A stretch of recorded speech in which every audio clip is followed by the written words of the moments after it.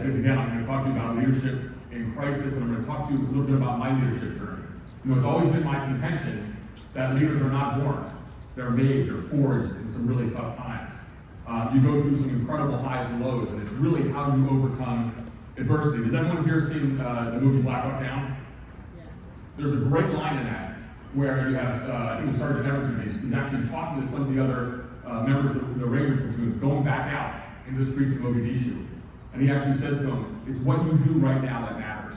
And that to me is kind of one of the epitomes of leadership. It's how you do things in times of crisis. And so we'll talk a little bit about that today. Go. Can you go back one? There we go. Yeah, back one more. That's okay. There we go, it's fine. One of the things I do now is I do a lot of stuff on media. I just throw this out there. I went up at 5:40 this morning. I was on way too early with Jonathan Lemire talking about the Middle East. So I work for MSNBC as a national security contributor. There's me on the 7 Morning Joe. At the bottom right, I'm on Fox, big Fox again, and then CNN on the left. So we're not talking politics today. I talk to everyone in the media. I managed to probably piss everybody off, so that's a good thing. That's probably the right place to be. No politics today. One of the things I also do is I have an incredible passion for baseball. This will be relevant, and I'll tell you this as we go through some of the leadership principles. Who's that in the middle? Who's that? Ryan Zimmerman. Everyone here know Ryan Zimmerman? Lives, I think he just was living in Great Falls. Now he's in Atlanta. Like Mr. Nat. Remember the 2019 World Championship Washington Nationals team? I did a podcast for the Spy Museum with him, and it was the kind of the comparison between CIA intelligence practices and what the Nats used in terms of counterintelligence practices in 2019 against who? Astros. What are the Astros famous for? Cheating. That's right. It's a great podcast. Ryan, I was sort of looking at him and said, I can't believe I'm actually on set here with you talking about CIA stuff. He's like, well, I can't believe I'm sitting next to you, so it's kind of funny. Who's on the right there? Holding my book. Any Philadelphia Phillies fans? That's Kyle Schwarber. Another former, who spent a little time here in D.C. I actually went to Citizens Park, met Kyle Schwarber. I gave him my book. I think I publicized that all over. I'm not sure.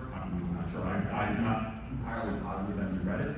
I did see his wife put it in their baby stroller, so it's somewhere in their house. But I love that. And on the left, I think I'm with St. John's University baseball team. I do this talk a lot for college sports teams. Again, as you go through these different teams, really applicable to athletic teams as well. I've gone around the country talking to different teams. Philadelphia Police Department. One of the things that I did as I tried to decide kind of different audiences on where to go, a lot of it has to do with public service employees, just like here. None of it has to do with police departments. I do a lot of consulting. I've gone to Philly police as well. Incredibly meaningful and impactful sessions I've had with them. They have a hell of a job. That's Jeff Carr. There's a podcast. You can hear me on that. And now, kind of the meat of the presentation. We're going to talk about 9 core concepts of leadership. It's the notion, and I want you all to think about this. Perhaps you're not, it's not like, maybe the war zone service that I've done in Afghanistan and Iraq, but it's not supposed to be. It's the idea of embracing less than ideal conditions with no fear. I'm going to give you some kind of vignettes from my own world against the war stories.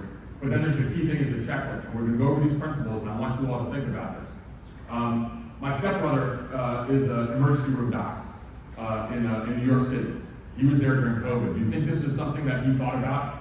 How to almost embrace less than ideal conditions at a time where there's people literally dying on this floor? Of course it was. I talked about it with the nursing staff too. And we'll talk about people who maybe are behind the scenes a little bit, maybe don't get all the accolades, but the criticality of them as well. My stepbrother said something to me today, a couple of years ago, when I started doing these talks. He said, Mark, you can go talk to former members of the intelligence community, special operations command, go talk to Wall Streets and kind of, type A personalities, but that's not what your presentation should be. He said, you have to go and be able to motivate. He literally said this to a group of librarians. And I said, that makes some sense. Because again, everybody goes through these things in their careers. Afghanistan 2011, 2012, you saw that video from the beginning. I was flying into a base. I was the chief of a paramilitary base in Paktika province, about 7,000 miles away from home. It was 10 Americans, we had 1,000 Afghan indigenous personnel. Everyone remember all those kind of scenes as we're departing from Afghanistan, the concern we had of our Afghan indigenous forces, who really, I wouldn't be here today, they saved my life. Again, chief of paramilitary base. When I came home one day from work, where you come back from the Middle East for an assignment, I said to my wife, who also was a member of the Senior Intelligence Service at CIA, so she understood this, but I said, I gotta go back to Afghanistan. The year prior, there was a terrible tragedy. 7 of my colleagues had been killed in a suicide bombing. And so I felt like I had to go back. I'd been there before in 2002. And she said, well, where is it? And I said, I'm going to run a small paramilitary base. It's in Paktika province. It's in South Waziristan. No one's really heard of it. Don't worry about it. I'm trying to downplay this. And she Googles, comes on Google, and Time Magazine pops up and says, that's the most dangerous place on earth. That's an awesome entertaining conversation to have. Anyhow. So off I go. One of the things that I like to talk about, though, when I kind of make these, when I do these presentations, is that just like everyone here in this room, public service is a calling, but really anybody can do this. And so I hope you're trying to do this when you meet young folks and motivate them. What can they do? I talk to university groups all the time, so I'm talking to them a lot about doing something for your country, whether it's local, state, federal. Do something bigger than yourself. But everyone has an origin story. Mine was in New Jersey. I love giving this talk to high school students because I say, who's that in the bottom right? Do you think anybody knows who that is? From high school? Who is it? Bruce Springsteen's the boss. I mean, it's for me, that was a religion growing up. They have no idea who Bruce Springsteen is, and then the silly show, The Jersey Shore. But I grew up in Jersey. One of the things that I always wanted to do, though, in terms of my journey, is I thought there was a bigger world out there. I was actually born in Greece. My mom was American, my dad's Greek, so we went back every summer to the Greek islands. That's the bottom right slide there. So I knew there was something out there. I had this curiosity. I think one of the things that when I talk to young folks, they say, what do you think is the best trait for someone who wants to go into public service? I would say, just be curious. Isn't there a great line from Ted Lasso? Don't be judgmental, be curious. And so I spent a lot of time traveling. In 1980, and just think about this with your kids. My dad was a college professor at Rutgers University. He went off on a sabbatical in North Africa. And so he's living and working, teaching in a country in Algeria. That was before it was racked by a terrible Islamic insurgency. And so my mom drives me at 10 years old alone. My dad's in Algeria, puts me on an airplane at JFK Airport in New York. I fly by myself through Paris. I meet my dad upon arrival in Algeria, and we drive in the Volkswagen minibus like that for an entire month, 2,000 miles through the Sahara Desert. Incredible experience. I think about that now with my 2 adult kids, but I had never done that when they were 10. I don't know if I do that now. But it showed me, the world. And of course, I wanted to be Lawrence of Arabia. I read a book called Caravan. Does anyone read that book? Anyone like books by James Michener?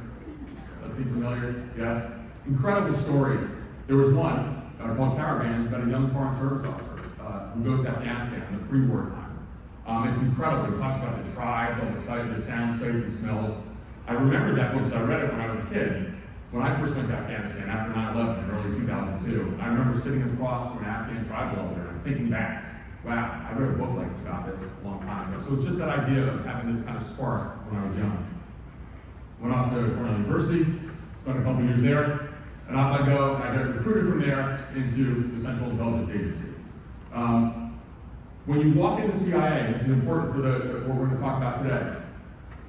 There's an incredible memorial to the right. Anyone here been to CIA headquarters? There you go. You walk in, what's on the right there when you walk in? Do you remember? It's a memorial wall. It's the Wall of Stars. It's where we honor those who were killed in the line of duty, and that's a sacred place. I have friends on there. These are individuals I ran operations with. Some of their deaths I have actually some responsibility for. I talk about overcoming adversity. It's the kind of what I'll never be able to stop thinking about. But it's a really sacred place. But then on the left, there's a line that's etched in stone from the Bible, and it says, "And ye shall know the truth, and the truth shall make you free." What does that talk about? It talks about honesty and integrity, kind of key elements of what it's like to be a CI officer, but it's also to be what? A public servant, right there. Dedication, integrity, service. Integrity is actually foundational to what you all do. So I've always loved that line. You walk in, of course, that's the Great Seal. A lot of people have seen it in movies. I always throw the kind of little Starbucks cup in there. There's a Starbucks at CIA headquarters. Legend has it that it's one of the most highest grossing in the country. It makes sense, I suppose, but you can get a Starbucks there. When I finally retired in 2019, I had 2,000 people working for me. And I would come into the office, and I was senior, and I was always looking for people, and I was like, where is everybody? They're all hanging out at Starbucks. That's the memorial wall right there. Incredible. I get chills even looking at that. And so I'm going to throw out a note, and we're going to start talking a little bit about kind of the foundational principles of leadership today, but I call it a love affair. Remember that word. A lot of times when I talk to audiences, people get uncomfortable with this. Am I asking everybody here in this room to love each other? Of course not. But love, that notion is a powerful word because it talks about unity of purpose. It talks about being on a team. I'll tell you a couple stories. In Afghanistan, again, in 2011, it was actually 2012, maybe 2012, I got a call that no one wants to hear. We were 6,000 to 7,000 miles away. My mom had passed away in New Jersey. I was, again, in a very remote base. They sent a helicopter. They sent a helicopter to retrieve me. And as I'm getting on the helicopter to finally go back home and bury my mom, the agency had given me several weeks off so I could take care of this. As I'm getting on the helicopter, the crew, and these are incredible former members of the U.S. Special Operations Aviation Community, so they're the best in the world. And they said, hey, the weather's not great, we're going to make it. So we're flying through this mountain pass. And all of a sudden, we're just hovering there. I have night vision goggles on. I see it's clouded over. I'm on communications telling the crew, let's just turn around. This isn't working. This isn't working. It's dangerous. But we're sitting there, we're hovering. We finally make it through. We land at a base called Coast, kind of a sister base, and I'm actually having to take helicopter flights and crisscross across the country finally to get on a fixed-wing flight and fly home to the U.S. But I see the members, the pilots, the pilot, co-pilot get out. And I see them on the tarmac, and I went up to the co-pilot, and I said to her, I said, that was a little too dangerous. This is not necessary, it's not mission critical. And she looked at me and she says, what are you kidding me? Your mom passed away. There's nothing more important than us getting you home right now. And again, I get chills thinking about that. That's that idea of a love affair. My father and director, this is a great story. And first of all, I have to say this, last name is Conrad. Any other Greek Americans in the house here? Yeah, I know, raise their hand. George Tenet was the CI director back when I came home from Iraq. That was in 2003. I spent 6 months with the force going in, the Naval Special Warfare Units. We did some crazy things. I was coming back home. I was receiving the Distinguished Intelligence Medal, the agency's second highest reward.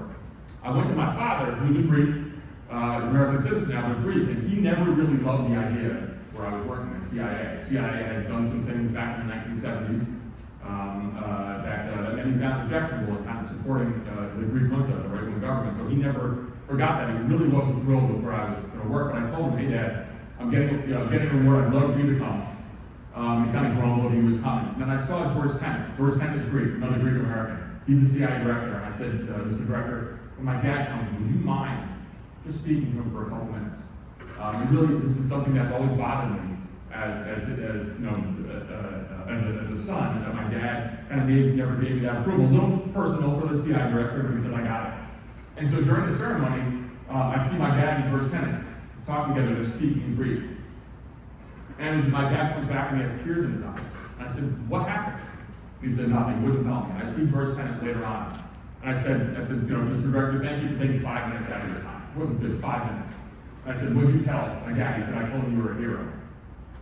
That idea of a love affair, 5 minutes it took of someone's death, this time the CI director, to do something really profound and exceptional for our family. Pretty extraordinary. All right, so now jumping into just a little bit of you all are public servants. You also live in a state, particularly those in Northern Virginia, here close to the nation's capital. Who here knows what CIA does? Where do all you learn most of your information about CIA? From what? The movies, there you go. There's Body of Lies, Spy Game, and what was that one there? I can't remember the first one. But the movies, Zero Dark 30 is one that everyone always talks about. So the movies, of course, are not necessarily an accurate portrayal of espionage. Although I will tell you, before we came in, I had a quick slide up. I just went through it quickly. It was the latest Denzel Washington movie. Anyone see that? The Equalizer 3. You like it? I was a technical advisor for that. There you go. Has nothing to do with this presentation, by the way. But the movie, so Hollywood never gets kind of the espionage business correctly. So first of all, was I a CIA agent or was I a CIA officer? What do you all think? I was not an agent. I was an officer. I was a CIA officer. I was a case officer. My job is to run agents. A CIA agent is actually someone who we recruit. It's a Russian, an Iranian, North Korean, penetration of Al-Qaeda or ISIS. So these are people who work for us. So that's if you want to really smart around your friends, if you want to talk CIA stuff after this presentation, the operations officers are the Americans, the agents are the ones we actually recruit. And you go up, and what you do is you do something called spot assessing, development, recruiting, and handling an agent. Why do you think why would a Russian military officer spy for the United States right now? Someone take a guess. What do you think? They're against Putin. Is Russia doing well now? No, Putin's taking the country right down the toilet. So what we look for is people who have vulnerabilities. So my job as a case officer was to look. There's an acronym called MICE. We look for motivation, ideology, coercion we don't usually really do. Movies think we do. And then ego. So my job is to convince you as a Russian military officer to come work for the good guys, the good gals. But that's what I did. And to me, that was the most incredible part of the job. The relationship we had with someone who we recruit is extraordinary. It's a romance, it's a marriage. And I always tell a story that I was in Europe, sort of early on in my career. I was training someone. We recruited a member of, I can't say the country, but it was a member of an Arab state, their diplomatic service, and he was going to spy inside his country. He was going to spy for us, and the stakes were incredibly high. It was a country in which we were absolutely opposed to, policy-wise, and we actually had very little bilateral relationship. And so I'm training him on how to do things such as conducting surveillance detection moves, how to actually, I can't go meet him on the streets of his capital. He takes me aside and said, Mark, I want to tell you something, we're going to meet once a month. That's how dangerous it was. And I know, we're practicing how we're going to do this. I was going to go off and run a surveillance detection route. I'd be in disguise. I'd get dumped out in the back of the trunk of a car. I would go to an operational meeting. He would do the same thing. And he said, so I know we're going to meet once a month, but Mark, let me tell you something. I'm going to think about you every single day. Because if you make one mistake, period, I'm going to get killed, my family, my entire tribe will killed. He said, you have to be perfect. And he said those words, my life is in your hands. I think I was 27 years old when he said this to me. Extraordinary responsibility. And so that's why when we talk about the agents we run, these are people who actually agreed to work for the United States government. They're spying for us. To me, these are actually the true heroes. Okay, we'll jump into the leadership part. Who's that on the left? Pat. I gave this talk at the United States Naval Academy 2 years ago. I put this slide up, and everyone started booing, and I couldn't figure out why. Why is that? It's an Army general. I should have put, Admiral, one of the great admirals. But great leadership, this is not the principles I'm going to talk about, but these are some foundations. Great leadership has to be righteous. It's got to be legal and moral. Is that important for what you all do? Legal. Really important. It's got to be difficult. That's what we're talking about today. If it's easy, anyone can do it. I don't want to talk, I'm going to throw in baseball analogies all the time. Again, I'm a huge baseball fan. We'll talk about that more in some of the principles. But if you're up 7-0, the bottom of the ninth inning, do I want to talk to you about great leadership? No. How about if you're down 3-2? If it's easy, anyone can do it. It's got to be communicable, meaning infectious. Everyone has to be on the same page with this. And so when we talk about some of these principles later on, it doesn't matter if 3 members of your 10-person team understand it. All 10 have to be on the same page. And the last has got to be selfless. Don't ask others to do what you would not. Anyone here are soccer fans? Somebody soccer fans? You watched the World Cup a couple years ago? I got that off of Twitter. That's the locker room of the Japanese national team. Is that before or after the match? After. Extraordinary. That's called selfless leadership right there. They left that locker room cleaner than when they arrived. I love that. That's something we should all kind of embrace. Again, 9 core principles. It's the idea you can succeed in less than ideal conditions. I throw this line out there: we'll bring you from a street fighter in Afghanistan to a boardroom fighter. Kind of catchy. This is not developed an MBA program. I do not have an MBA. I always joke around that I'll never be invited to Harvard Business School to give this talk, and of course I was. But it's the idea. This is just learned experiences I had from the third world, places like Damascus, Baghdad, Kabul, Kandahar, hierarchy, cartoon, and it's universal. It's basic. This applies to absolutely everybody.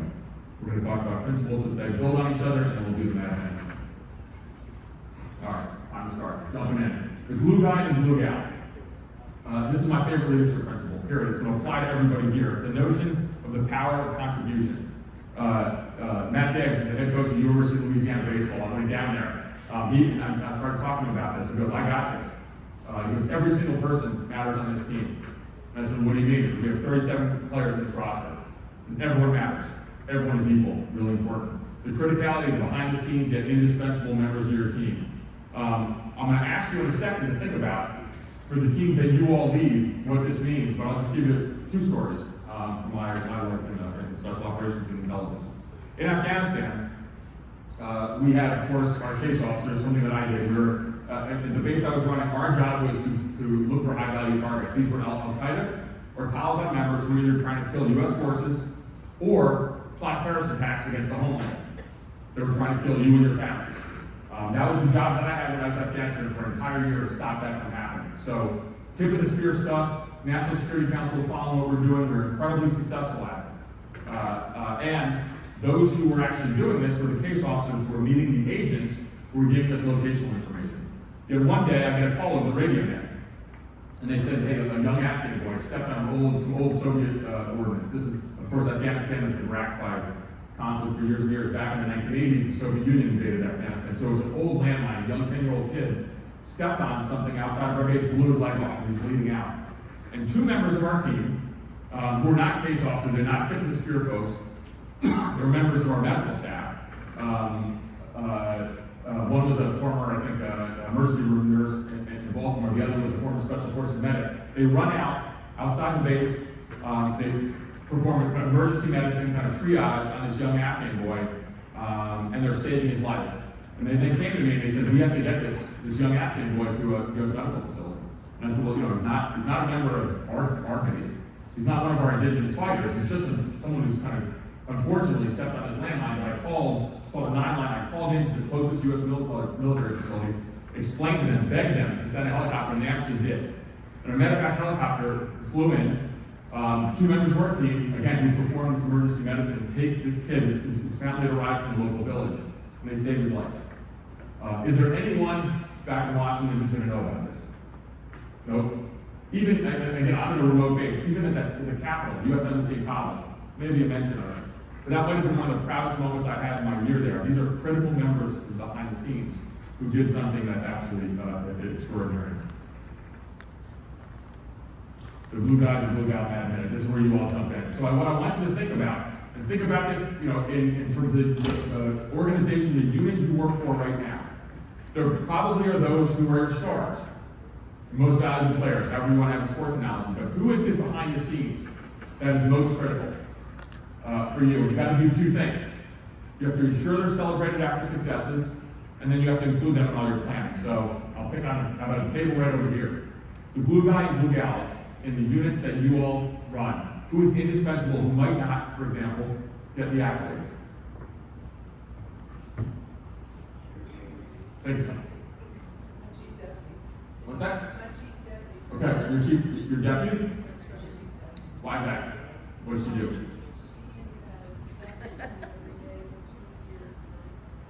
There you go. And is she going to then take over at some point? She better. All right, how about this table right over here? Critical person behind the scenes. Sure, why not? Mine would be my deputy too. Okay. She's definitely somebody I can rely on. She doesn't have the finance experience, but she's A+ customer service. She's actually retired and came back to work until her wife retires. And she's the first person that will offer to stay after. That's right. She'll come in early to get work done. And we don't have a deputy 1 position, so it starts at deputy 2. So she's deputy 2, deputy 3, and chief deputy. And she's the one that I count on the most. I know today, being here, that she will take care of whatever she That's right, she's got your back. Yeah. So again, the notion of people behind the scenes. Anyone here follow high school baseball in Virginia? There you go. Bryce Eldridge, who's now in the San Francisco Giants organization, number 12 pick in the draft last year. Played at Madison High School where my son was a senior, I think he was caught. My son was a catcher. Bryce Eldridge, $4 million signing bonus, superstar, had an awesome year. Player of the year in Virginia. In the state championship last year, throws a 97-mile-an-hour fastball in the bottom of the inning to win the state championship. And afterwards, I'm close to the program, so I talked to the coach and I talked to him a lot. And we had this talk with the 25 members of the squad. And I said, who's the glue guy for you, Bryce? You're a superstar. You're being profiled all over the country. He can't walk out of his house without little kids getting autographs. And I asked a little leading question. I said, is it Connor Moore, your catcher? He's playing college baseball now too. And he said, no. And I said, who is it? He was his third string catcher. Why would a third string catcher be the glue guy in that team? What does he do all the time for him? Catches bullpens, right? Bryce Eldridge is not an all-state player if he doesn't have people behind the scenes who are helping him. And so that's the notion. So I want everyone here to just embrace that idea of the criticality. You don't have all superstars. And sometimes you have to actually understand that there's much more to it than kind of your frontline personnel. I love this principle. Please follow it. Number 2, adversity is the key to success. When I talk about this to sports teams, I have to tell them I'm not advocating your athletes take performance-enhancing drugs. But ultimately, it's the idea of adversity is something that should be celebrated in some ways. It's a little counterintuitive. What happened to Michael Jordan his sophomore year in high school? Playing high school basketball. What's that? More than not. Sorry, he got cut. He got cut. Did he give up? I don't think so. It's the idea, again, this is the notion of when you run teams in high-pressure situations, and it can be across the board. I'm not talking about my old role. I'm talking about your role. But everyone goes through adversity, and sometimes you need to face rock bottom to succeed. That can look like a variety of things. It can be the terrible times you went through, of course, in COVID. But I call that your super fuel. That's actually how you grow. It's what I teach my kids. It's what I taught my employees who work for me at CI, and certainly what I teach audiences now. And it's the notion you can't succeed in less than ideal conditions if you haven't failed at first. Again, anyone heard of Michael Jordan? Of course you had. Another little baseball analogy. Anyone here Boston Red Sox fans? Any Red Sox fans? Okay, good. All right. Well, there's baseball fans here for sure. So, you remember back in 2003, the American League Championship Series, the Yankees were playing the Red Sox, Game 7, what happens? What's that? Aaron something Boone, as the Red Sox would say. Aaron F. Boone. Yeah, the Yankees, Aaron Boone hits a walk-off home run in the 7th inning to beat the Boston Red Sox. 2003, a time they hadn't won the World Series in 80-plus years, crushed Boston's dreams. Aaron Boone, of course, manager of the Yankees. The next year, in 2004, the American League Championship Series once again. Red Sox are down 3-0. Kevin Millar, who's a utility player, is on the MLB channel if anyone watches. He comes up there in front of everyone. You can see it now. There's documentaries on this. He smiles. He says, "We're going to shock the world. We have the Yankees exactly where we want them." And everyone thinks he's crazy. Well, what happens? The Red Sox come back and win 4 straight. And in fact, I've talked to Kevin Millar about it. I've talked to members of that Red Sox team. I've been lucky to. And they said there's no way they come back and win 4 straight if they hadn't gone through the adversity from the year before. Because there's no fear anymore. They understood what they had to do. So the idea of adversity is a performance-enhancing drug to success. I'll tell you a story from 2 war zones, from Iraq and Afghanistan. This is getting a little more deeper. I hope I don't offend anybody here because we're talking about some life and death stuff. But in Iraq, I was deployed before the war up in northern Iraq with 10th Group Special Forces and a CIA team. This is in December 2002. We're recruiting agents, we're recruiting Iraqis. We're providing what's called order of battle information for us. That's the disposition of Saddam Hussein's forces. By the way, when I tell this story, any stories about Iraq or 9/11, the high school or college students, I forget that they weren't alive. This is crazy. So we're recruiting this agent, we recruit an agent. My responsibility to keep him alive, but we need him too much. He's providing great stuff. The Pentagon, right down the road here, is loving this stuff. And he gets caught. And he gets tortured, he gets executed. I was his case officer. That was on me. And I'll never forget, I still see his face. Because I made a mistake. We pushed him too hard, and he died. 10 years later, yeah, exactly 10 years later, when I'm in Afghanistan, again, that paramilitary base I was telling you about, our job was to find and bring to justice in some fashion their capture or calling in air strikes, frankly, from our U.S. Air Force partners, Al-Qaeda or Taliban members who were trying to kill U.S. forces or kill us here in the homeland.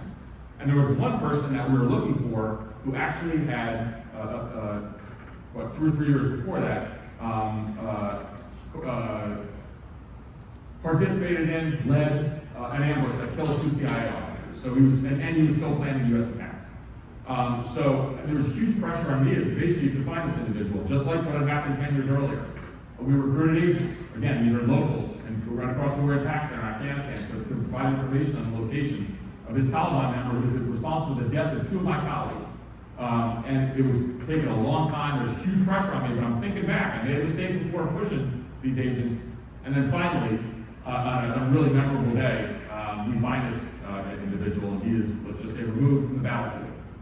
Extraordinary moment, because we saved the lives of U.S. Military officers, or U.S. military members who would have been at the receiving end of his attacks. And of course, we avenged the deaths of 2 of our officers. And that night, I grabbed the iPhone, it's a satellite phone, we called back to Fort Bragg. And we called the widow of one of the officers, and we told her what we had done. It was really an amazing moment. I think I had 70, 80 messages from all around the world from CIA officers. But I also thought about that night as we sit around the fire pit, that adversity that I faced back in Iraq, screwing something up, really helped in how we ran a successful operation. So again, it's the notion that adversity can be something that is powerful. So for you all, think about that. Think about a time in your business unit or whatever kind of unit you're leading where you faced something. Things didn't go so well. And then the critical part is, what did you learn from this? Don't make excuses. Don't blame others. Everything's got to be kind of from inside. What did you learn? So, the middle group back there. Tell me a time where your unit faced some adversity. And then what did you do to kind of recover and move forward? Right back there, guy. Man in the red shirt. Why not? When the board voted to give refunds. What's that? Our board voted to give personal property refunds. Why was that adversity? How do you execute? There you go. So what'd you do? Found a way to do it. Right. What else? How about the back? All the way in the back.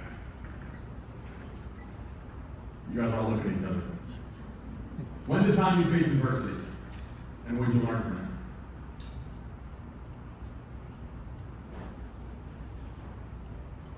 Nothing. Career's been perfect. Sure, you're pointing at yourself. All right, so one more person in the back. So we had, when I first started at my municipality, we had both our clerk and our treasurer being straight calls. And so it was really rough on the community because we were in the paper every day. Right. So like, how do you get your residents to know that people are still there doing the job that needs to be done? So we had to work together as a board and just as employees to just, tell people that we're taking care of that problem and we're gonna make it better. And so now, 13 years later, we've been in the paper. But so there's a couple points to that. There's always a notion that kind of, when I think of myself, when I try to teach my kids and people in the audience that I talk to is, there's no such thing as a bad day, there's hard days. And so how do you learn from that hard day? So with that experience that you talked about, if that happened again, would you know how to handle that? Exactly. And so, one of the things, and I see this room now, there's a lot of experience in this room. Experience means something. In my old world, we don't just take someone right out of our training course and make them a station chief. You go through a whole bunch of operational tours over and over. You serve in different areas of the world. You deal with different United States government agencies. So I remember at the end of my time, the end of my run, when I was at an embassy, I said, look, so many things can happen that are great, so many things can happen that are terrible.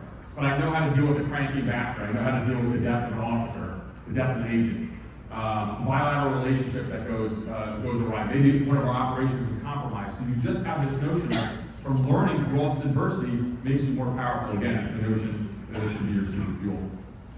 Next, the process. I love this because so many people, when I talk about process, freak out. I think this is a great group to talk about the idea of trusting the process. But it's the idea there are no shortcuts. How you do anything is how you do everything. So what is, I make this joke, espionage is what? Is the second oldest profession. What's the oldest profession? Not discussing prosecution, that's right. But espionage is the second oldest profession. That means that, there's so much history involved with what we do. There's processes. Innovation is not a bad thing. You can innovate along the way. But what I ask people to kind of think about and understand is there are fundamental things that you have to do in your job. Identify 2 or 3 of them every day. And if you do those right and you communicate that to your team, when the crap hits the fan, because it will, everyone has that to fall back on. By the way, this is not rocket science. Again, I didn't get my MBA from Harvard. But this is what I found resilient teams did in times of crisis when they really excelled. And so, I'll give you one spy story. I'm not allowed actually, the CIA actually, clears all this stuff every time I'm retired. I have to go through this publication review process. So I will tell people, well, I can't tell you where I served, but look at that top right slab. Pretty funny. Obviously, it's pretty evident where I was serving. I was going off to meet an agent. The traffic in that country was abominable. I could actually meet someone. So again, I do something called a surveillance protection room, which means I drive, I make a lot of currency if someone's following me, maybe I put on disguise, I get dumped out of the back of the car, all the things I was telling you about. Because the person I had to meet was someone who had information which would be helpful, was actually the talking points for what was going to be a summit meeting between our Secretary of State and that country's foreign minister. So we had to get that in advance. That's what we do. We wanted to steal the talking points so our Secretary of State could have an advantage. So I go off into the traffic, bottom right, you see that, it's astounding, and I'm missing what's called my timing hacks. What I'm trying to do is run a route where I know that no one's following me. Remember that notion before is that my life is in your hands? I can't bring any kind of surveillance to a meeting. The agent will get wrapped up. So I'm missing my timing hacks. I'm thinking I'm not going to be able to do something appropriate to keep my agent safe. So I do what's called a boarding the meeting. I boarded the meeting. I came back to the embassy. The station chief looks at me and says, "Start writing. Washington needs this." There's bilateral, the summit meeting's coming up, and I said, couldn't make the meeting. The process, which was critical, I said I had to adhere to that. And if I can't keep my agent safe, can't go to the meeting. The station chief, who was really good, looked at me and said, "Got it." Because we had to fall back in 24 hours or 48 hours. It doesn't matter. I'm not actually going to be able to collect that intelligence, but the process was absolutely critical. Again, it's the notion of you cheat, someone dies, but so much of this has to do with, think about other things in life. When I go and I talk to police departments, police officers pull someone over the side of the road. Do they have to abide by the laws of what they can search? Or if they arrest someone, do they have to read them their rights? Of course they do. If they don't do that, when the time comes in court, the cases are being thrown out. Same thing, if you walk into an emergency room, what does the nurse do? The first thing, takes your what? Temperature, your vitals, your blood pressure, your temperature. If they don't do that, something catastrophic can happen. So, trust the process. Again, this is a hint to you all, because resilient teams do this. They find 2 or 3 processes that are vital to your success. So think about the negative consequences if you don't do it. First of all, think about those 2 or 3 things. And then, of course, ensure that you communicate them effectively. So this group here, I'll talk about this table right here. What's a process that you have to do every day? 2 or 3 things that has to be done no matter what. And in times of crisis, when the crap hits the fan, you know what? I'm done now already. Everyone's fuzzy from the bar crawl. Come on. I'm picking on you right here. Your daily what? Okay. What does that mean?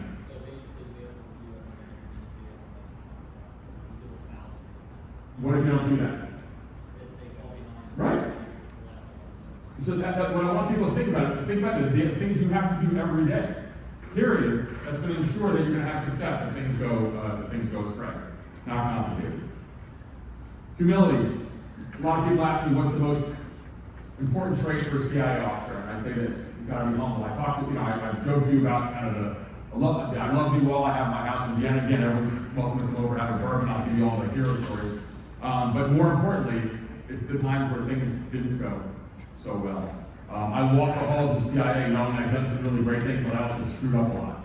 And so I had something that I think is really important, especially in the kind of business I had, which was humility. Again, the most important trait of an intelligence officer. This second line, great leaders own mistakes and learn, poor leaders scapegoat and deflect. That's absolutely critical. Own your mistakes. Great leaders own mistakes and learn, poor leaders scapegoat and deflect. As a quote here from Giannis, basketball quote now. When I focus in the past, that's my ego. When I focus in the future, that's my pride. Be humble. Several years before I retired, I was running a unit at CIA headquarters in which our job was to track down threats from Al-Qaeda, and specifically a group called Al-Qaeda in the Arabian Peninsula. It was an offshoot of Al-Qaeda. It was located in the Gulf in Yemen and Saudi Arabia. And what they were trying to do at the time was place bombs on U.S. airliners. There were threats against, I think, 10 U.S. embassies, but they were trying to take down kind of U.S. civil aviation infrastructure. And our job was to stop this. And I remember going down to the White House with President Obama, the National Security Council. The people there knew who we were, knew my name, and we were successful. We were thwarting attacks. And I thought I was total badass. And then one day we screwed up. We did something we called, it's called here, I think I put it down, CIVCAS, civilian casualties. In a strike on terrorists, we actually injured some civilians, which is a really big deal. If you see, of course, the kind of the controversy of what's going on in Gaza now. Whether you think the war is just or not, the issue of civilian casualties is a big one. I don't think that's a controversial statement to make, but this happened to me. And so at once, where I had the support of the White House, now they were pissed, and I could go up to CIA headquarters. And I could brief my 40 best friends, who was the CIA director, the deputy director, all the component chiefs, all who were pissed, all who were getting yelled at by an administration who allowed us to do these things to protect America, but they said civilian casualties absolutely not permitted, whether that's fair or not, doesn't matter. And the organizational unit that I ran, we made a mistake. So it's on me. So I went up there and I did three things. When I walked in the room, really not happy about this. First, I said, this is on me. I own this. I was the leader of this unit. I take responsibility, period. Number two, we identified the 2 or 3 things that occurred. And the last point is it's fixed already. Done. It's been 24, 36 hours later. I said, any questions? And there was silence. And I remember walking out of the room, and the deputy director of operations at the time, that's the agency's chief spy, came up to me and I said, sir, I understand. If you want to remove me now, I got it. I screwed up. This is on me. There were no questions. They must be pissed. And he said, no, actually, you answered their questions. You took responsibility. You told them what happened. You told them how you fixed it. And they're mad, but you owned it. And it was the idea of owning that mistake, which is absolutely critical. Something that I kind of took with me the rest of my career. So for me, again, I call it the humility not admitted. Identify a time when something happened and you faced humility. How did you respond to it? Did you own that mistake? And there's a key point on this that I think that really does apply across the board, whatever line of work you're in. Is number one, your bosses are going to what? They're going to have faith in you that you own the mistake. But then the people who work for you also understand this as well, because you have to understand you're on. I'll talk about it a little later. You're on display. And so when I came back to my unit, I told them I had owned the mistake, and I also told them I had their back. So it was not a good incident, but something that was really instructive for me. So for, again, the group here, ownership. Who here has made a mistake and then gotten up, raised their hand and owned it? Double touch? So we went live with the new system in 2022, December. So our first year was kind of touch and go, learning as we go. The end of the calendar year for 23, with our, what we call debt set off, I made a mistake. I deleted some claims thinking that was a part of the process that we had to do. And I had to own it and say that, that happened. And now I know not to do it again. And then what is that, first of all, there's a couple things, that's awesome, great story. So how do you, when you own something like that, actually I just thought, how do you feel? Is it the right thing to do? Oh yeah. But you don't like to admit it, but you have to. It's the idea of doing the right thing. Yeah. And what about people around you? Do you think people around you have more respect that you actually, of you, that you owned it? I hope so. 100%. 100%. And look, this is life. If you, whatever profession you do, you have to be able to, to take some risk. There's an old notion, an old saying in my old line of work, dare to fail. And that's something that's good. You want people who take some risk. Not it's got to be managed risk. But then when you screw up, and people always do, you got to own it. So I think that's a great story. Well done. Win an Oscar. That's me. If you don't stand again, I think I have a lot more hair, a little skinnier. But it's the idea of there's no day off as a leader ever. You are on display at everything you do. And everyone here has kind of probably different jobs, different manager jobs, or how many people you who are looking to you every day. But all eyes are going to be on you constantly, and that's a really weird kind of concept to think about. But people are looking at you. Does that put a lot of pressure on you? Absolutely. Do you have to be perfect? No, of course not. You have to be authentic, and we'll talk about that. Be authentic right there. I tell a story about the mess hall, In Afghanistan, I would go out every once in a while on patrols. We had paramilitary units that had to go kind of patrol deep into Taliban territory. I was running our paramilitary base, so I was the boss.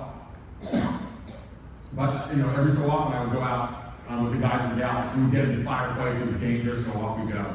Gone for 36 hours, hot, dirty, hadn't slept. I think we had gone and eaten at some village, and, you know, I was sitting there obviously eating with Afghan villagers. I got sick. I remember I had an IV coming back. So I get back to the mess hall. The mess hall for me as a leader, again, I'm 10 American, so I all the time, that was the place where I would sit around, look kind of like that, that's way too nice actually. But I would talk to them about their lives. How you doing? We're on 1 year deployment. You know, you get your workouts in, you're talking to your family all the time. How do you feel? You know, thinking about your next assignments, career stuff. But I was a very hands-on leader. But this time I come back to the mess hall, I hadn't slept, I was dirty, I was hot, I was sick. And I went and I sat by myself. The 9 other men and women I had with me, the toughest people I've ever met in my life, veterans of the U.S. Special Operations Force, you know, intelligence community veterans. These are hard folk. And it was like I was in high school. They were all like whispering, "What's wrong with Mark? You won't talk to us. This is really weird. Or I think he's mad at us." And I found myself getting really annoyed. Like, this is ridiculous. I got some hard people here. I just need to be by myself. I need to go just take a knee. And then I thought about it. And it was because they were used to me being very kind of open and talking to them all the time. Now I was just tired. So what did I do wrong? I should have just told them, I'm tired. I'm going to go sit by myself. I haven't slept for 36 hours. But I didn't do that. So it's the notion that you're on display all the time. September 11, 2006, I'm at the U.S. Embassy in Damascus, getting a cup of coffee. Hear automatic weapons fire in the front gate. The Marines come on the 1MC and scream, "Marines, where are you?" That doesn't sound good. Al-Qaeda had attacked the embassy. A car bomb hit the back gate, didn't detonate. I wouldn't be here. There's a firefight in the front. The Marines are kind of running around trying to figure out what's going on. And all eyes are on me as a leader. And I go back and I tell the members of the embassy staff there. Well, actually, what I did tell them was, it's going to be all right. I don't know if it's going to be all right. What I did tell them was, hey, we have practiced this. We drilled. We knew something was coming. Everybody here has talked about what we're going to do. So my job, or my role is, I'm going to try everything possible to get us out of here alive. I didn't say it's going to be all right. That would be lying. It would be authentic. And ultimately, the security forces repelled the Al-Qaeda attackers, and we walked away that day. Amazingly enough, as I went home that night, my kids actually, my wife was in the embassy with us. My kids thought they were being orphaned at the time. They watched in the Damascus Community School as the embassy was kind of burning. Everyone was traumatized. We actually ordered a pizza. Weird CIA world, CIA family. And I said, I got to go back out tonight. Got to go figure out who did this. And my kids just all nodded their head. They're pretty resilient. But ultimately, what this story taught me was that you've got to win an Oscar. Everyone's looking at you all the time. And so it's just something as a leader you have to understand. Again, you have to be authentic. You can show empathy, but understand their eyes on you. One key piece here that I love talking about, wellness and resiliency is key. One of the things, and this is kind of be a little bit of a theme at the end of the presentation, is people are looking at you as leaders. If you go home at 10 o'clock at night, are other people in that office going to try to stay at 10 o'clock at night as well? 7 o'clock, whatever. The answer is yes. If you decide to take a break during the day and go to the gym, or if you have stuff for family that you make a priority, are other people going to think it's okay to do that? The answer is yes. So wellness and resiliency is something you really should think about.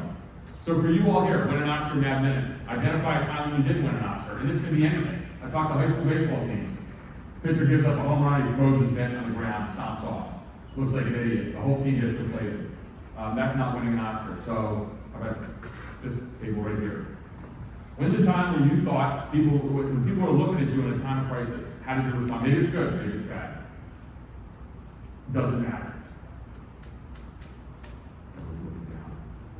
People are looking at us right now. Yeah, I'm looking at you right now. This is not a crisis, this is fun.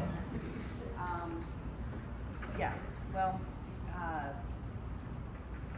I would say the big time of crisis for the whole locality was when they had us bill an illegal assessment. Yeah, and how we handled that. Okay. And we did it, especially the people at this table, did it with aplomb, and they got the job done, and we had our board members from the county coming down and apologizing, because they caused a problem. So when I talk about all eyes are on you, so you did the right thing there. Yeah. Does that matter? Yeah. Of course it does. Because people learn from that. I mean, people are going to feed off of that. So the notion, once again, as a leader, and this is what, when you do, if you're in a leadership position, this is what you're signing on to. Again, you have to be perfect. No, as I talked about it before, I should have said, I'm tired, I can't talk to you. It's okay to do that. One of the things you have to realize about treasurer's offices Yeah. is mistakes all over the county end up in your Right. office. And you end up having to fix them. You have to fix them, and doesn't also those principles of kind of honesty and integrity really matter too? Of course. 100%. Family values. Got a couple more left. Family values. Something. This is a very kind of oft-used phrase, I guess. But it was really important in my role again in building resilient teams that will come out on top in times of crisis. So if you want your men and women to follow you into the fire, they need to believe in you and each other. It's the idea of building cohesive teams. I think about in times where the crap hit the fan, but I knew we had this really tight outfit. Does everyone have to love each other? What I talked about before? No. But they have to believe in each other. That top slide, I think that's Ryan Zimmerman again, holding up the trophy. Bottom right, what's that? The Vienna Inn. Oh, my favorite place. I think it's my office now. Vienna Inn is a classic, old kind of dive bar in Vienna, Virginia. I'm sure Falls Church residents come to this too, right? But ultimately, it's a place where the Vienna community meets. You got baseball teams, softball teams, little league teams, everything. Basketball teams during the day, at night on Friday and Saturday nights it's packed. But it's a local watering hole. It also is kind of the CIA's dive bar. I think it's even been talked about in the Washington Post. So it's a place at CIA where we all gather all the time. And so why does that matter? Because when I come back from Afghanistan, when I come back from Syria or Egypt, when I come back from Iraq, we would meet there. And you have this incredible bond together. And so these kind of experiences are really important. When I talked to a baseball team, I think I was just talking to a college baseball team a couple weeks ago, and I said, what is more important for you when you're building resiliency? Is it a Friday night home game in front of the fans, or is it a road trip? What do you think they say? Road trip. How about a 4 or 5 hour bus trip? My son played junior college baseball for a while. That's 5, 6 hour road trips from Virginia to North Carolina. On a losing streak, that's outstanding. Everyone's together. It's that bond, it's that kind of camaraderie. It's a conference like this. You're going to walk away from this conference having a bond with people who you work with sometimes, but you can identify with in an annual event. There's a picture on the left there, Charlie Seidel. Charlie Seidel is our station chief in Baghdad, Iraq. He's passed away now, sadly, just natural causes. But he was my mentor, one of my heroes, and that's us in Iraq in April 2003, right when we had special operations forces had taken the city. I came back for 6 months from Iraq, and I was a mess. Having trouble sleeping, seeing all sorts of having terrible dreams, dead bodies, all this kind of stuff. My wife was incredibly worried about me. It was a time where post-traumatic stress was something that, if you actually talked about that to your doctors, to the medical staff at CIA, what would they do? They'd pull your clearance. They'd pull your deployment status. So I didn't say anything. My wife was in a panic. She was really scared for me. I was waking up in cold sweat all the time. I was in bad shape. So she called Charlie, right there, who was the station chief. We were back home. We'd already done that Vienna Inn thing, kind of hanging out together. And he said, hey, Mark's really struggling. He won't get help. And Charlie's like, I got this. And for the 20 members of our Baghdad team, he said, everyone come up to Cape Cod, Massachusetts. He had a cottage up there. And we're going to spend 2 weeks, clear schedules. We had some time off because we just got back from a 6-month deployment. Clear schedules. We're going to spend 2 weeks together, eating lobsters, going to the beach, doing the thing at the Cape. And everyone thought it was a great idea. I took my family up there. There was 20 of us who went up there. And incredible, that was the time for me where I really started healing. My nightmares, everything went away. I never knew Charlie did this. I didn't even know he did it until after he passed away, and my wife told me. But that's the idea of family values. That's this notion of having this incredible cohesive unit. People who kind of have that notion, that word, love. So for you all, how have you built close-knit teams in your day-to-day environment? When you have 5 people, 10 people, 15, 20 people, how do you build that close-knit team? Because when the crap hits the fan, when there's sometimes you have to do something tough in terms of righting the wrong, that assessment you're talking about. Having that close-knit team is going to be absolutely critical. So, how about an example? of how, for two things. One is, how have you done this? You raise your hand back there, one second. But then, of course, what did you do? How did you do it? So mine's on a personal level. My daughter was on the old university, and when kids change over the age of 18, they start knowing themselves. And my daughter, I did a wellness check. My daughter was no longer in Ooh. and our team, we have really average there. We have a in our town. And I am basically a glue person, still bringing everyone together. These people, It came through for you. when I say they from the sheriff of Sussex County showed up, told us exactly what to do, and all the focus on the relevant football, they were on the blue. Right. People wins, looking for my daughter, everything. I do not have to worry about work. The same people who didn't know how to do my job somehow learned. Right, they had your back. So, I would say this, if you think that, if you have that good person, teach them a little bit more outside the box, but understand when they thank you, that same person I call, that coming in, that saying, okay, I know you're a little late, but look, let's work here. Those people, their will come in time for you to take care of everyone. Awesome story. Thank you. Thank you for sharing that.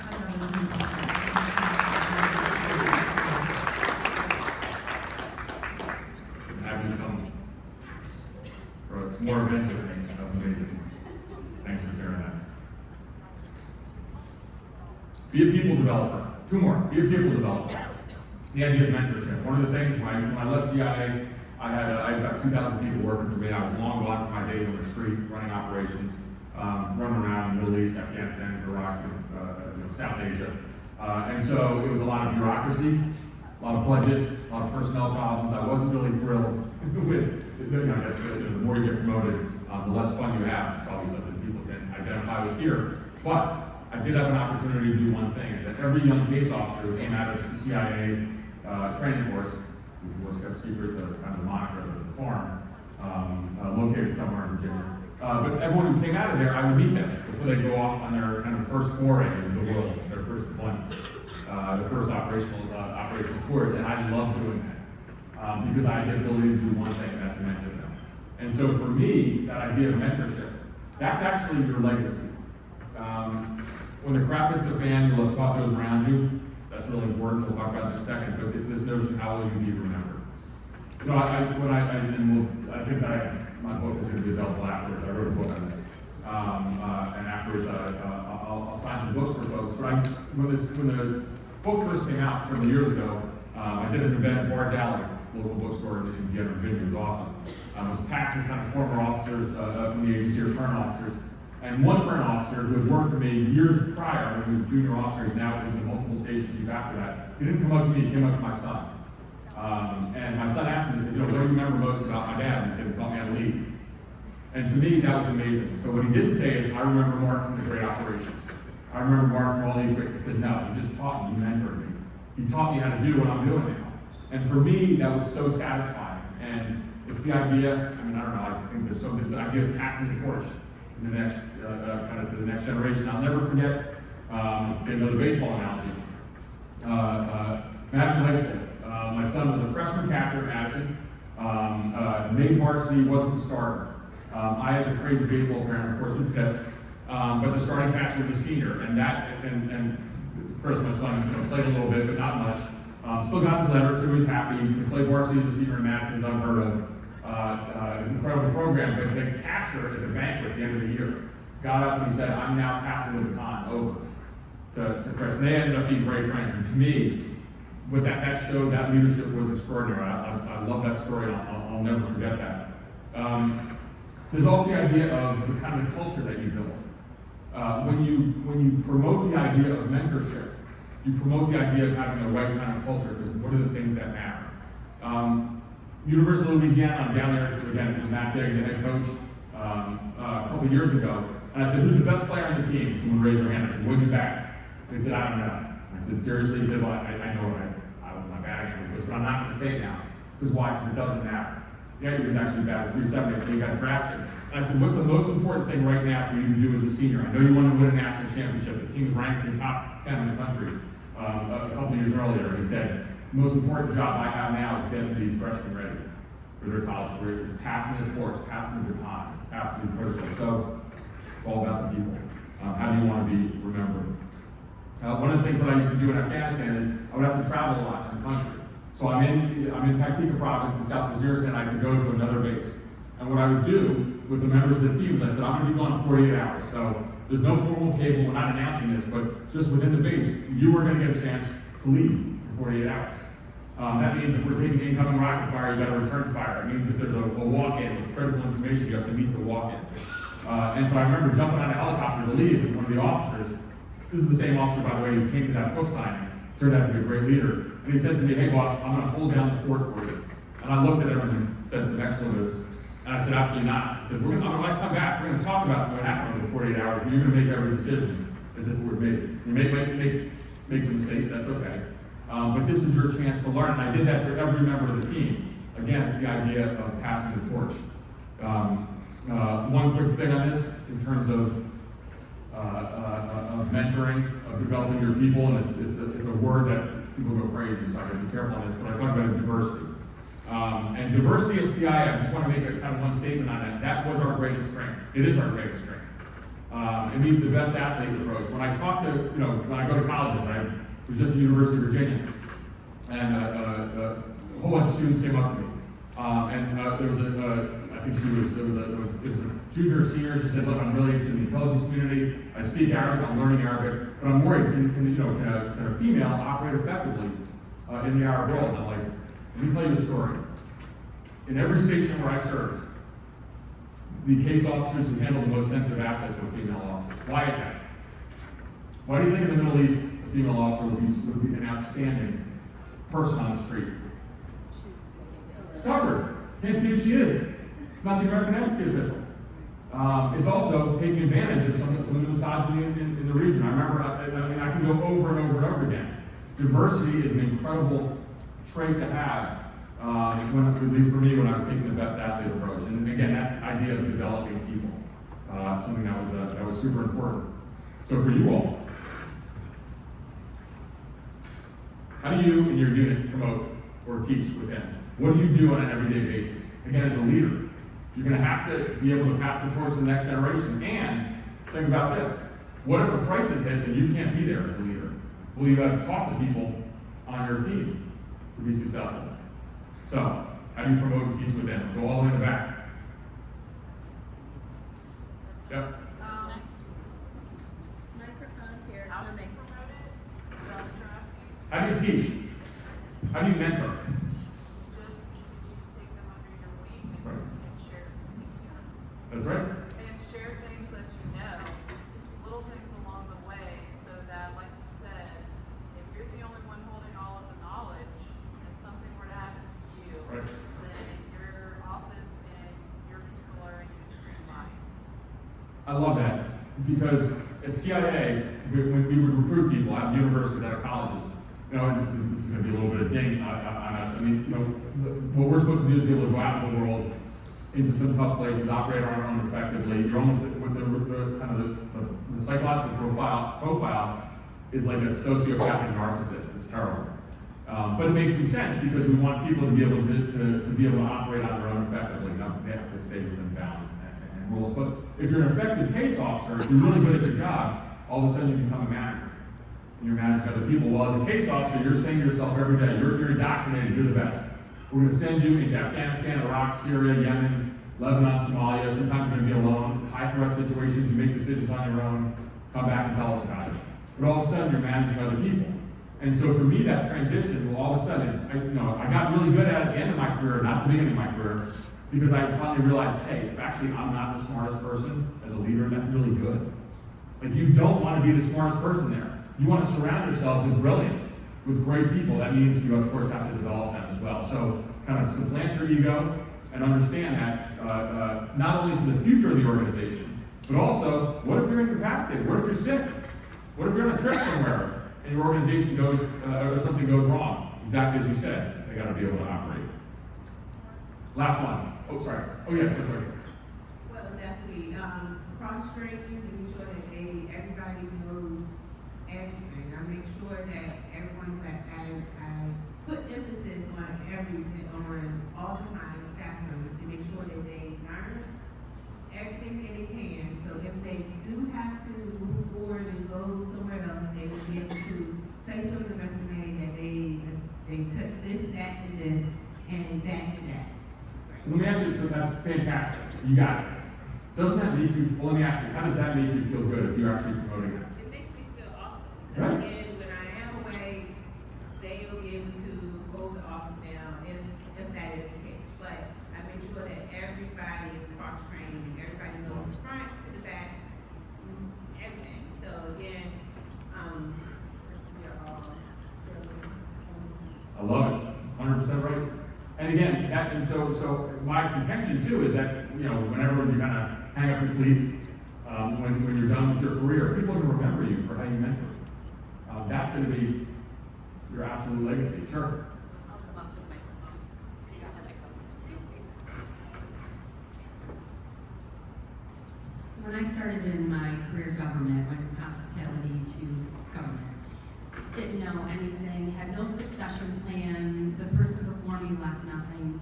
So over the years, myself and my deputy treasurer created what we call a Bible and a book, which is from walking in the door, turning the lights on, through every job that you do throughout the whole treasurer's office, which really helps for, again, if I'm not there, something happens, anybody can walk in that office, open the book, go to tab 30 and know how to do that part of the job. And the biggest thing is, like you said, the mentoring. So we've now shared that on the Michigan Municipal Treasurers Association for new treasurers that come in, and it's a tool for them to know how to do the job if there's no succession plan in their office. So I think that you said education is key, and giving people, the tools to be able to do that job is like the biggest thing, and networking with everybody in the house. So. Love it. 100%. I think back, I'll conclude before we get to the next principle. There's a great line you hear in many successful athletic programs, especially in high school and college. Tradition never graduates. Again, it's the idea of passing that torch. Next principle, employ the dagger. Again, more college baseball, I think that's Virginia Tech a couple years ago. But it's the idea of competition is healthy, everybody rises. This is going to differ amongst different professions, but it's the idea of promoting competition is okay. It's not something that should be frowned upon. Again, that was the dagger. That was this crazy hammer. Someone hits a home run, they get a chance to take that hammer. I think the NCAA ended up banning that. One of the things that what I used to do in the CI station is to promote competition. Just the idea of pushing healthy competition, but something that's fun is. I was in the Middle East, so I went out and I went to the soup, to the marketplace. I bought a whole bunch of little daggers for $10 or whatever. And if someone had an operational success, I would give them that dagger. Is that a promotion? Nope. Is it a cash award? Nope. Formal cable, kudos from headquarters, from the CI director, I don't know, from the president. No. It's a little $10 dagger. But what I found in all these units that I ran, everyone was competing for this wildly. And it was really cool. It was the idea of doing something that's fun. Find something, kind of ridiculous. Boston Red Sox right now. Someone hits a home run. If you see them in the dugout, they take this little medal. Alex Cora, the manager, ran a 5K or a 10K. And he has a medal from it. He lost some weight. He's getting in better shape. So he gave that to the team. That's what they put on. You see them. They walk through the dugout. They run through the dugout afterwards. Everybody has this kind of silly memento. But I think it's the idea that competition actually can be very healthy and that everyone rises. And so let me translate that into an idea, something that I did. What I found was, as a senior manager, if I got up in front of everyone like this and I told you what to do, that wasn't really effective. So instead I employed, as I'm standing now, I employed something called the stand-up morning meeting. And so what I would do is I would gather, let's say, 10 people in the office. It could be in any unit. And I would say, for the CIA, what did you do last night? What did you do this last week? Every case officer, by the way, is supposed to outline an agent meeting, they'll provide counter surveillance, support another officer. Maybe they're going to a diplomatic reception to run into the Russian or the Chinese military attaché. But they have to do something. You know, you got to be productive. You got to be out there. And so I would, instead of me telling them what to do, I would say, "What did you do last night?" And I'd be quiet. And people go around the room. And those who are not competent, who are not going out and doing their job, it's pretty evident. And then when you have kind of this idea of a culture developing, the standards that you really want to have, there's a little bit of peer pressure.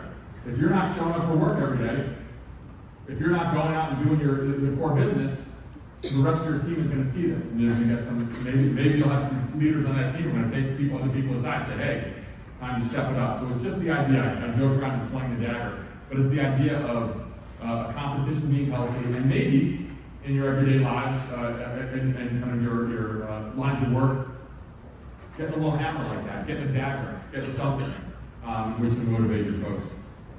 So think about that. How is competition looked in your organization? What's your dagger? And I think that idea of a stand-up morning meeting is very effective. Now, if the treasurer's here, maybe this is applicable, maybe it's not, but it is the idea of holding each other accountable. So, how about in the way in the back? Far back. How do you all hold each other accountable? How would you as a leader hold other people in your team accountable? Smile back there. All right, you don't have to. Anyone else? Accountability, sure. Go ahead. So I've started weekly meetings on Well, let's Fridays. get the mic. Oh, the mic. Sorry, can't hear you.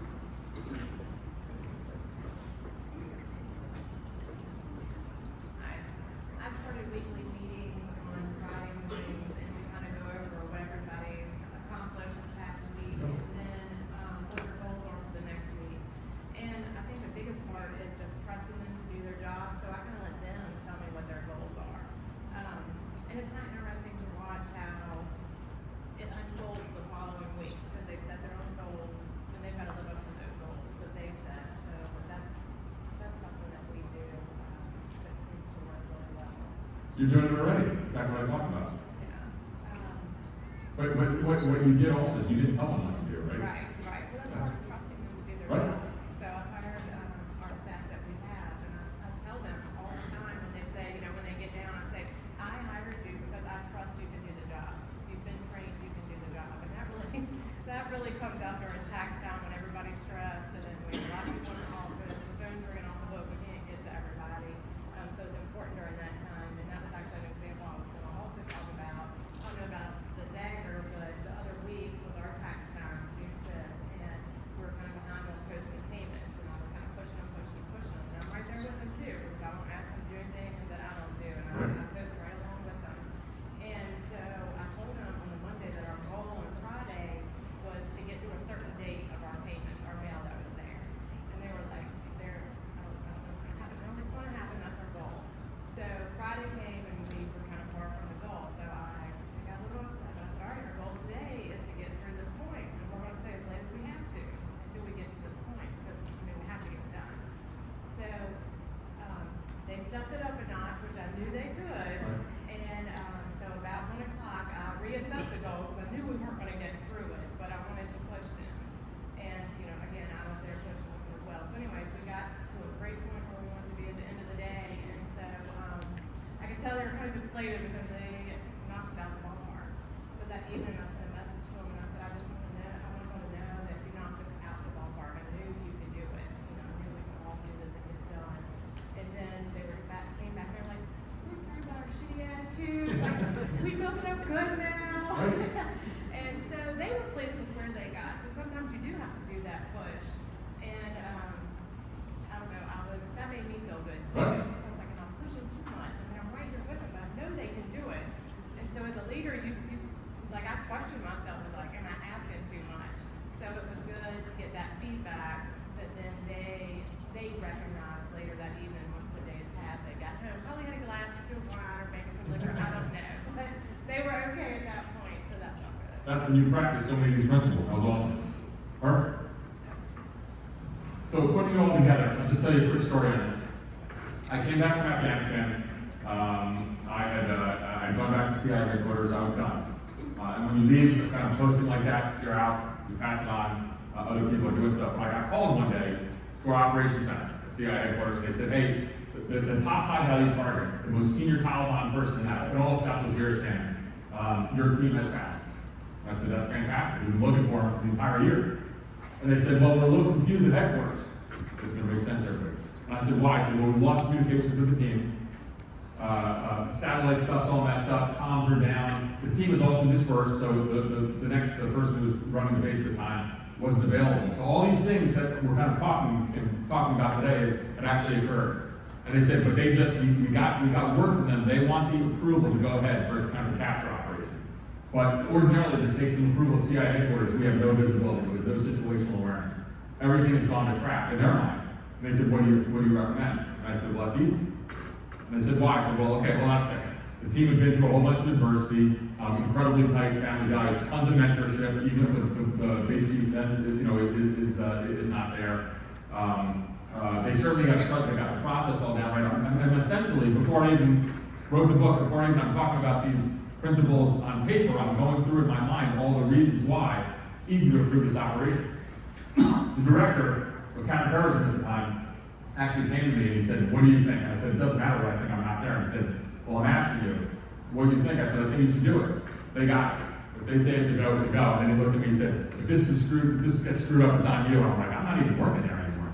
But I said, fine, I don't care. Because they have it. They've actually practiced every single one of those principles that we talked about. And the operation, of course, turned out to be a success. Because in times of crisis, this team had practiced all of those principles. They got it.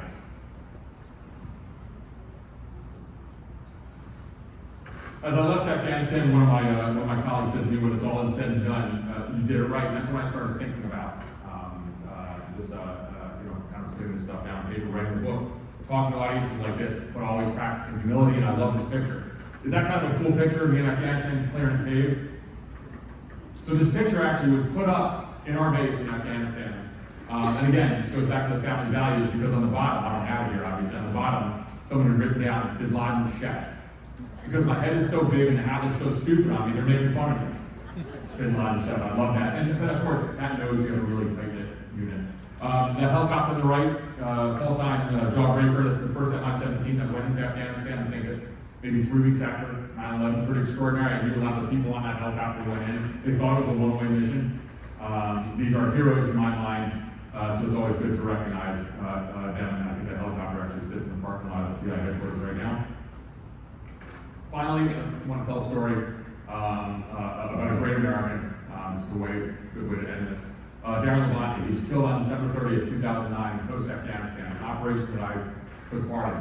Again, talk about humility, tremendous guilt. We screwed up. 7 of our colleagues died, including Darren. Darren Labonte grew up in Connecticut. He was a tremendous baseball player, high school baseball player. The Cleveland Indians wanted him to draft. But he said no. His dad was a former Navy SEAL. He said, I'm going to the military. So went into the Army and became a Ranger. After that, he actually had a whole bunch of jobs. He became a cop, was U.S. Marshal, FBI, and then finally ended up at CIA. As a joke with him, like you kind of trying every 3-letter agency, every alphabet soup agency out there. But an amazing individual, superhuman in strength. In Amman, Jordan one day, after, I was a little skinnier at the time, I was getting ready to run an ultra marathon, 50K. Darren came up to me and said, hey boss, I know you've been training for like half a year for this thing. And I said, yeah. I said, well, you've been too busy to train. He's like, I don't need to train for that. I said, what are you talking about? He goes, I'm gonna run it tomorrow. He goes, I said, okay, so now you're embarrassed. He goes, I'm gonna actually put on my old Army boots. And lo and behold, as I'm dying that next day, he gets on, puts on his Army boots, runs 50K, and I see him after that, and he's smiling at me. Superhuman strength. Darren Labonte, of course, was a baseball player, killed in Afghanistan. That's his gravesite in Arlington with Madison baseball hat. The Madison team used to go visit that. Amazing. I get emotional every time I think about it. On the left is his baseball card from Little League. His mom gave that to me. My son carries that in his baseball bag to this day. So I kind of throw this out there to folks, and you all are public servants, and I thank you for your public service. I don't have to say this. But it's just a reminder there are great Americans out there who've done incredible things for our country. Darren certainly was one of them. One thing, last piece there, something that's really near and dear to my heart is some charity work. It's an organization called Sound Off. 17 U.S. military veterans kill themselves every day. Veteran suicide is a horrible plague that our country is suffering from. This is an organization that's really promoting mental health, so if you ever in your spare time want to do some good, that is certainly something to think about. Final piece, the combat leader chassis. Rob Lively, the former command sergeant major of Delta Force, the Army's premier special operations unit. Him and I go around giving some talks, a lot of times to the police departments, for this very reason. It's the idea of how you take care of yourself in tough situations. This applies to you all as well. So just think about this, because you're preparing yourself in the event something bad happens. So you wake up every morning, do your usual thing, have a cup of coffee, make sure everything's kind of working. But these are just in your daily lives. So what I do now, make sure you hydrate, you need water, nutrition, eat right. Again, how you perform during the day is going to depend on this. Exercise, and then there's a whole bunch of things that people are doing in my old world that I think can be applicable to folks like yourselves as well. Meditation, deep breathing, yoga, journaling. I once flew to the U.S. Embassy, and this is before I became a little more enlightened. Flew to the U.S. Embassy in Sanaa, Yemen. And I saw as I drove up to the front gate, there's a whole bunch of people doing yoga. This is before I was much more enlightened. I said, who the hell is actually doing yoga there? And they said, well, it's members of SEAL Team 6 and the CIA station who work for you. And I said, I better shut up now. But it's the idea of taking care of yourself. So yoga, deep breathing, meditation, journaling, all these things. I practice this all the time now. What I do when I come talk to groups is you all should do the same. Make sure to have time for that. Last piece, what I call 14-24 principle. It's 1%, 14 minutes is 1% of 24 hours. Stretch, take a walk. I mean, you all at the conference here, I know you guys were partying hard last night. Get your exercise in today. 14 minutes certainly can go a long way for you. Thank you all very much for the time we spent together. Thank you for your public service. It's been a great honor coming here and talking to you all. I think I'll sign some books later on. Happy to answer any questions, but enjoy the rest of your conference. And again, thank you for what you all do for the people and the state of Virginia. Thanks.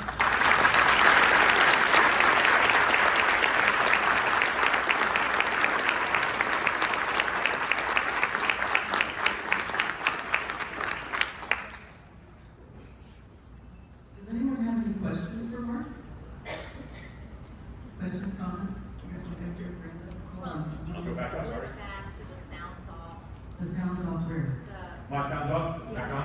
Flip back to that so I can get a picture. Charity. Oh, she charity. Charity. Oh. The last slide. Oh, the sound off. Oh, the sound off one. Can you get that? She wanted to take a picture of the slide. Not the equalizer for you. Anyone else have a question for Mark or anything? He will be staying around, for after our next presentation. He's gonna sign some books out in the lobby, starting at, I think it's 11:30. And, so the books are a gift from TAV. And if you'd like to get a signed one, he'll be out there starting at 11:30 after our next, speaker. So, Nicole, you have a question? Yes. I'm coming. I'm extremely Oh, low. you. So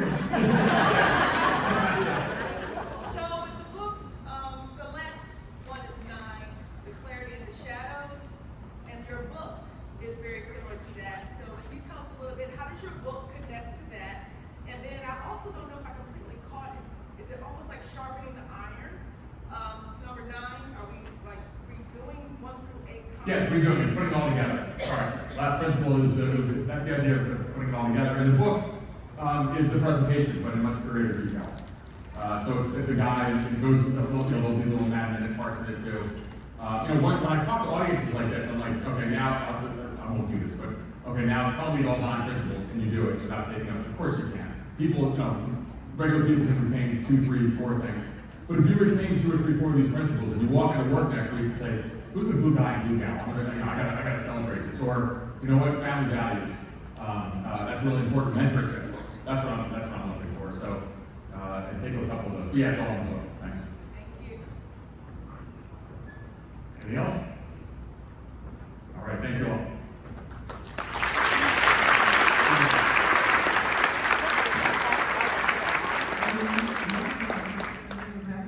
Oh, back up again? Oh. What most of you, well, none of you know, is that today is Mark's birthday. Oh, that's right.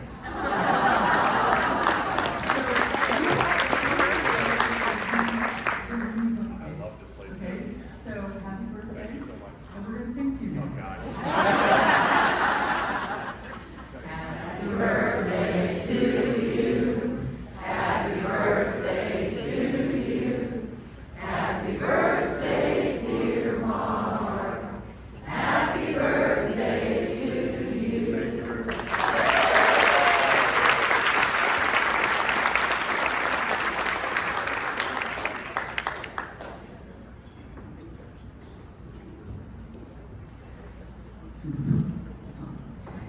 Thank you very much, Mark. That was great. And you worked in the baseball, you know, with our team and everything. I thought it was fantastic, and I really appreciate it. Thank you so much.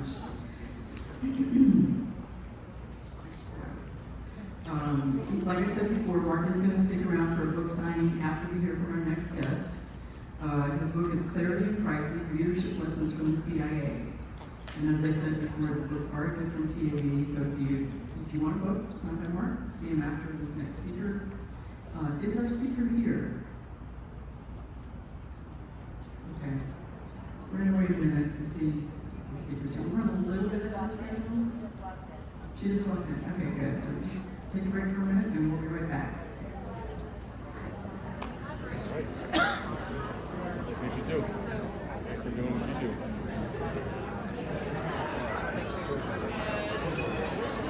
Right.